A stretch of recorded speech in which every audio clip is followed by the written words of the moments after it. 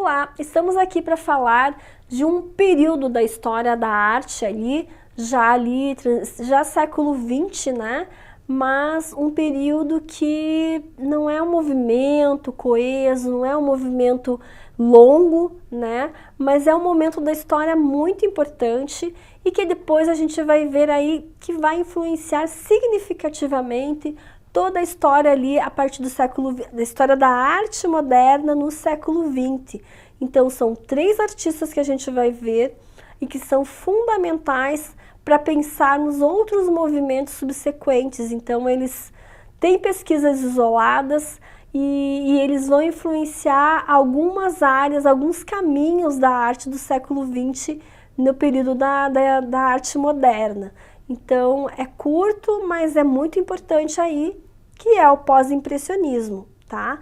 E no pós-impressionismo, então, temos aí 3 artistas importantes. Paul Cézanne, temos Vincent van Gogh, que provavelmente aí todo mundo conheça, e temos Paul Gauguin, o menos conhecido. O interessante desses 3 artistas é que eles têm características de personalidade em comum, ou seja, parece que isso não influencia, mas isso influencia sim. Eles eram pessoas que gostavam de se isolar, eles não gostavam muito do convívio da sociedade francesa da época. Então, lembrando aqui, o Van Gogh é holandês, mas ele teve esse período aí na França também, tá? Com os expressionistas ali, eles davam ali a sua revisitada, sendo que o Cézanne efetivamente participou do movimento impressionista, tá? Mas não concordava com os preceitos, tudo isso a gente vai chegar ainda nesse ponto. Eles tinham como personalidade, então, pessoas mais ranzinhas e fechadas, e não gostavam tanto daquela agitação e da movimentação de Paris. Aquele ar de Paris para eles já não cabia mais para eles. E cada um, então, aí vai se isolar numa outra cidade, tá? Numa outra localização, normalmente aí locais mais rudimentares, não cidades, enfim. Eles buscavam se isolar para pesquisar. Cézanne, então, ele vai para uma cidade próxima de Paris e é onde ele vai passar o resto da sua vida pesquisando a natureza. Cézanne, ele era filho de banqueiro, então ele não tinha uma preocupação em se manter financeiramente, né? E ele pôde então aí se dedicar à pintura plenamente, ele mergulhou aí na pintura. Van Gogh, como sabemos, ele tinha alguns problemas, alguns transtornos de ordem pessoal, né? Dizem até que era de caráter mais psiquiátrico, né? Nada comprovado. Ele chegou a ter até uma galeria de arte no qual ele comercializava gravuras japonesas.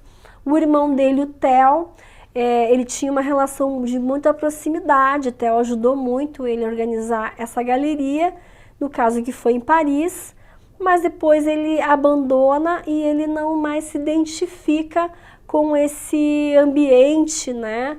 Ambiente da boemia francesa, e ele também se retira desse cenário urbano e se isola numa outra cidade que inicialmente ele até combina ali com o Paul Gauguin, que era amigo dele, de morarem juntos em Arles, né, onde o Van Gogh foi.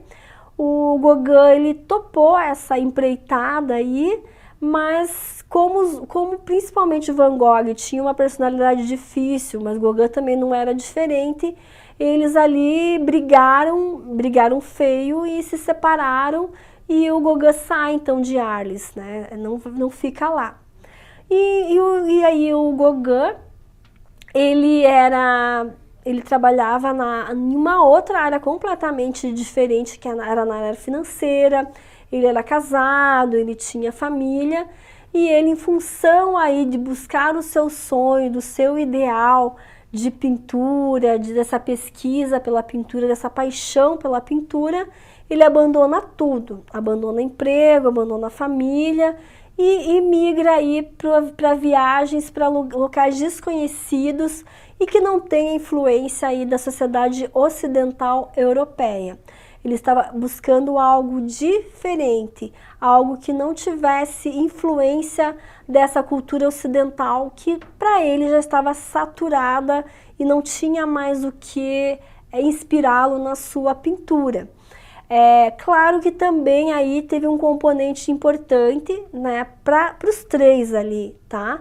Que era as gravuras japonesas. Então, quando Van Gogh monta a sua galeria de arte lá na França e traz as gravuras japonesas, isso é um marco, assim, porque para eles, nossa, que diferente pintar a figura de uma pessoa, em vez de retratar com rosa, cor da pele, dando volume, com claro e escuro ali na figura. As pinturas, as gravuras japonesas eram chapadas, né? Então o rosto era de um amarelo puro, primário, intenso, sem nenhum tipo de volume, o cabelo era preto, sem nenhum tipo de volume, o olho era um risquinho, a boca era vermelha. Então usavam cores primárias, puras, sem precisar, sem querer dar o volume, mas dava o recado, ou seja, dava a sugestão de que era a retratação de uma figura humana ali. E isso para ele já causou um impacto muito grande, que é algo que vinha de uma outra cultura que não ocidental e que pensava a figura humana completamente diferente do que eles pensavam. Então, Cézanne, Gauguin e Van Gogh se influenciaram também pela gravura japonesa aí, que era uma cultura completamente diferente. E o Gauguin ficou encantado com essa pesquisa e resolveu aí se aventurar no Tahiti, no qual ele teve uma cultura mais primitiva. Ele falava que ele buscava aí a resgatar a essência da humanidade, buscando esse primitivo, coisa que na cultura ocidental de Paris da época já não lhe dava esse repertório. Então, vemos aqui nos slides, tá, que os pintores do pós-impressionismo, então, são pintores com pesquisas isoladas, são 3 pintores, cada um com a sua pesquisa, cada um com o seu egocentrismo exacerbado aí, e são pintores entre as décadas de 80 e 90, tá? 80 que eu digo não é 1980, mas é 1880 a 1890. E exploravam pesquisas impressionistas em direções variadas. Então isso que é interessante também, porque senão não seria pós-impressionismo. Eles tinham esse interesse pela gravura japonesa que causou impacto para eles também, nessa pintura planificada, sem volume, mas que dava a sugestão de ser uma figura humana. E, ao mesmo tempo, eles gostavam muito da claridade da pintura impressionista, ou seja, essa luz natural que se tinha, esse brilho na cor da pintura impressionista era algo que eles gostavam muito. Tanto é que Van Gogh teve muitas pinturas de paisagem, assim como Cézanne, até mesmo o próprio Gauguin. Então eles buscavam preservar isso, mas eles não gostavam de que o impressionismo tinha abandonado a linha do desenho. Então os 3, Van Gogh, Gauguin e Cézanne, pegaram o brilho, a claridade da cor do impressionismo com a linha do desenho. Eles tentaram juntar essas 3 coisas aqui. Como a gente vê aqui na pintura do Cézanne, né, lado direito, que a gente vai ver que a composição dele, ele vai literalmente ali contornar todas as frutas, o vaso ali que está na parte de trás, esse tecido que não parece nem tecido de tão rígido que é ali, né, pessoal? Mas a pintura dele é completamente diferenciada.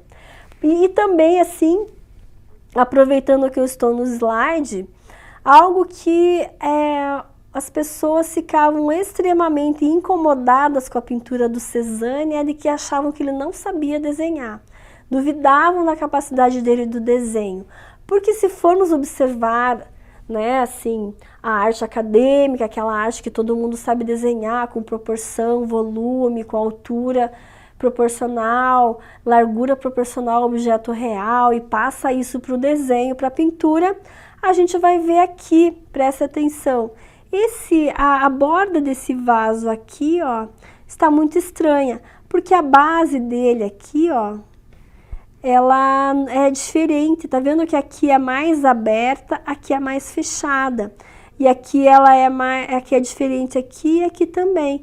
Então ele desenhou de uma maneira deformada, aqui ficou mais diagonal e aqui ficou mais arredondada, ficou diferente. E é muito recorrente nas pinturas do Cézanne ele deformar as coisas, né? Então, porque ele vai dizer, isso não é só a representação da realidade, isso é uma pintura, então eu posso deformar alguns objetos. Então a gente vai ver que, por exemplo, ele tem algumas tigelas de fruteiras, né? Que ele vai deformar de um lado, vai ficar mais longo de um lado e vai ficar um pouco mais curto do outro, para que no geral da composição ele dê uma sensação de equilíbrio para a composição. Mas a gente olha com um detalhe, um melhor olhar ali, a gente vê que está estranho, que está meio torto, que está meio deformado. Isso era uma cisma dos críticos, falando que ele não sabia desenhar, e isso foi uma sacada do Cézanne muito grande, né, de entender que aquilo é só uma pintura, e que depois isso vai influenciar muito a pintura do cubismo. Então, Paul Cézanne aí muito inspirador aí para Picasso e Braque no cubismo, tá?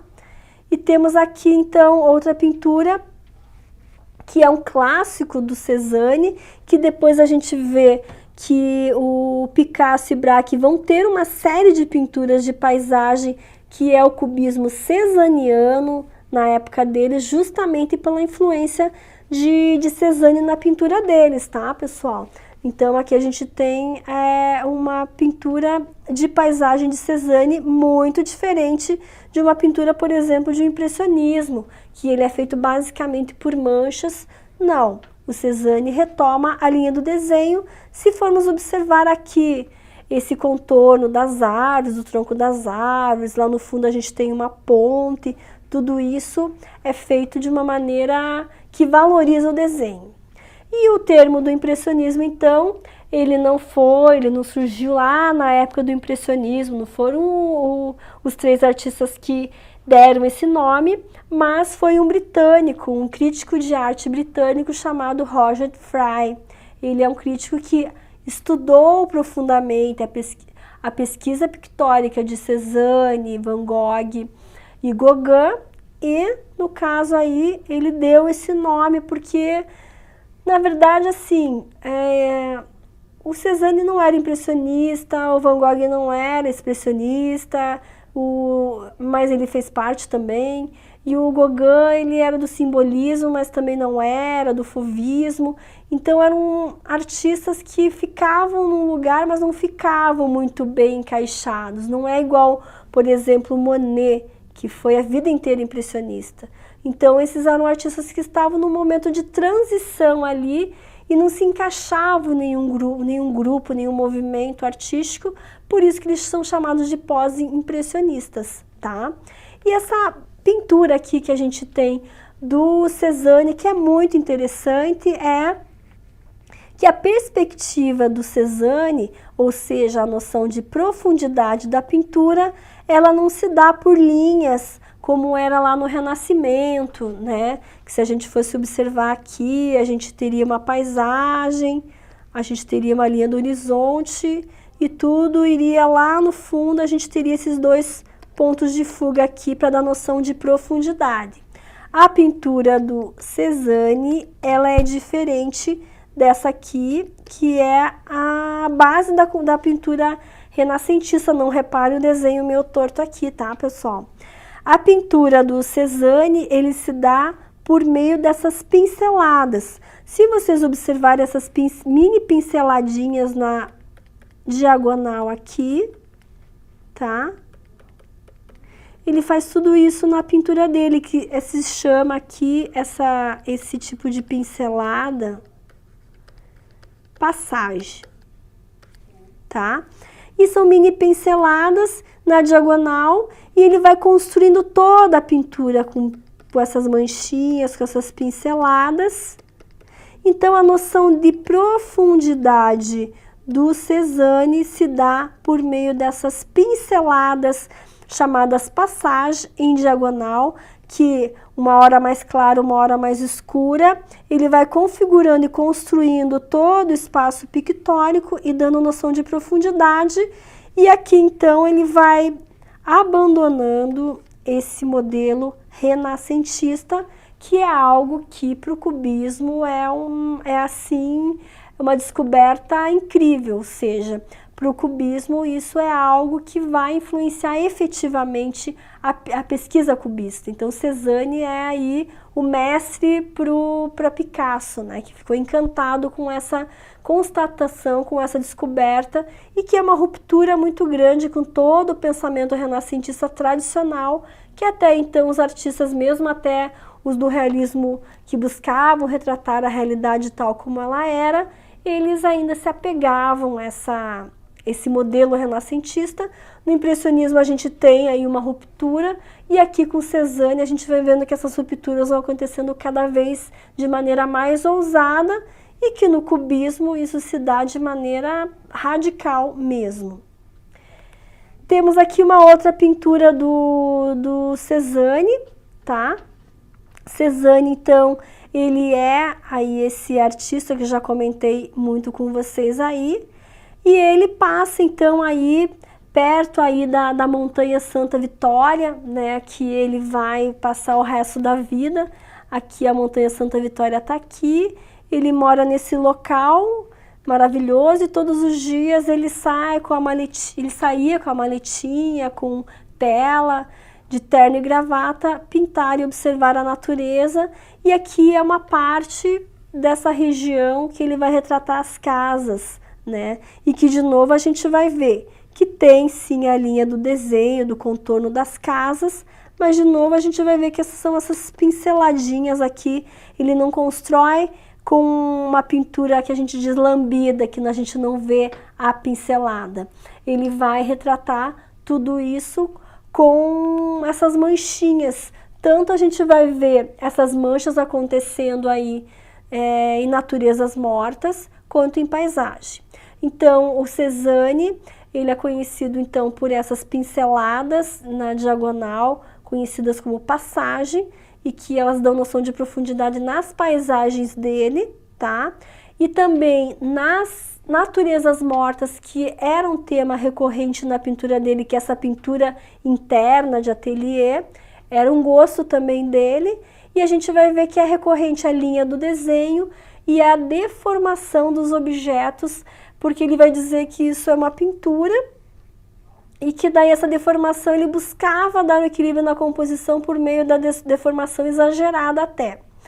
E o que ele dizia, que foi uma lição muito importante ali para Picasso e Braque, ele dizia que a pintura, na verdade, a gente tem que ver os objetos como sólidos, ou seja, como cones, cilindros, né? Ou seja, uma maçã, uma laranja, a gente vai ver como um círculo, né? Ela é basicamente um círculo. Para desenhar uma maçã e uma laranja é um círculo.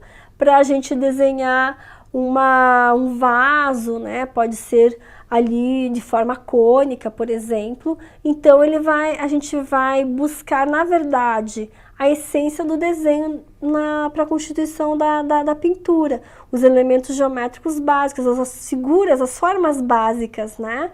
Que o quadrado, o círculo, enfim. E tudo isso ele vai dizer que é a essência do desenho que vai para a pintura, ou seja, ele busca a essência, ele busca a essência dos elementos geométricos, ele resume tudo isso. Então ele não tenta esconder, ele tenta mostrar que basicamente a pintura é constituída por esses elementos básicos geométricos. E outro artista que temos aqui, que também fez parte aí junto com o Cézanne, né, que era amiguinho aí do Cézanne, era o Vincent van Gogh. Van Gogh, então, é bem conhecido, a gente conhece ele, aquela obra clássica do Girassol. Ele também tem aí junto com o Cézanne pesquisas de paisagem e de natureza morta, então assim, pinturas de interiores, né? O interessante aqui da pintura do Van Gogh, e que também, né, a pintura do Vincent van Gogh, é que o Cézanne, então, ele tinha as passagens, que são aquelas pequenas pinceladas. Aqui a gente vê na pintura do Van Gogh que a gente tem essa pintura, esse ar. Veja que como ele constrói o céu, que parece ser etéreo, né, que não tem massa, ele constrói um corpo aqui, né, parece que é denso, que é pesado esse ar aqui, o céu, o sol, né, as estrelas, desculpa, a lua aqui. Então ele cria uma densidade, ele cria uma massa, ele constrói por essas linhas aqui, né? E isso tudo, tanto do Cézanne quanto do Van Gogh, é a influência do pontilhismo, do neoimpressionismo que eu havia falado para vocês. Então, o Cézanne usa as passagens e o Van Gogh usa essas linhas aqui densas, que são aí elas meio arredondadas aqui, tá?